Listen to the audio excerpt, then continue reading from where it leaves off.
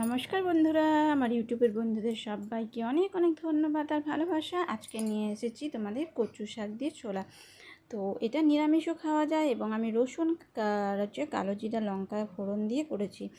তো আর কচু শাক কিন্তু মাছের মাথা দিয়েও ভালো হয়, বিশেষ করে ইলিশ মাছের মাথা দিয়ে কিন্তু কচু শাক ভীষণ ভালো হয়।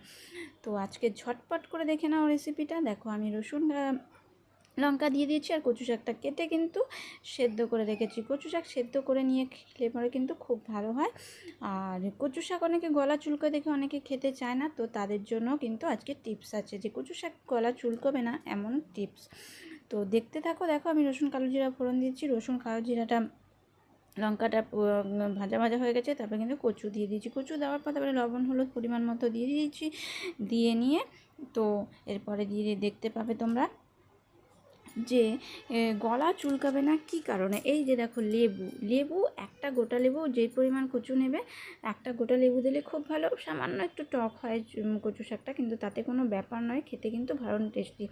যদি লেবু দিয়ে দাও তাহলে কিন্তু গলা একদম চুলকায় না। পারলে খাওয়ার সময় একটু কচু শাকের মধ্যে লেবু দিয়ে খাবে, দেখবে গলা কিন্তু চুলকাবে না। দেখো, আমি ছোলা দিয়ে দিয়েছি আর খেতে অসাধারণ সুস্বাদু টেস্টি হয়।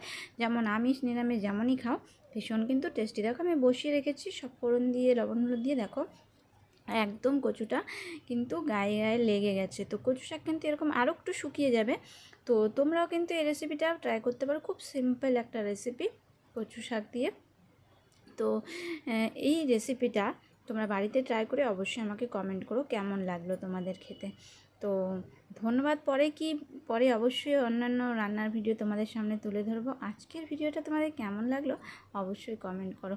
অনেক অনেক ধন্যবাদ, অনেক অনেক ভালোবাসা তোমাদের জন্য রইল। আর ভালো লাগলে সাবস্ক্রাইব করতে ভুলো না কিন্তু। এই যে দেখো, কচু শাকটা একদম নামিয়ে নিয়েছি। কচু শাক কিন্তু ঠিক এরকমই হবে, একদম মাখা মাখা লাগা লাগা। কেমন লাগছে দেখতে? খুব সুস্বাদু না? দেখতেও কিন্তু টেস্ট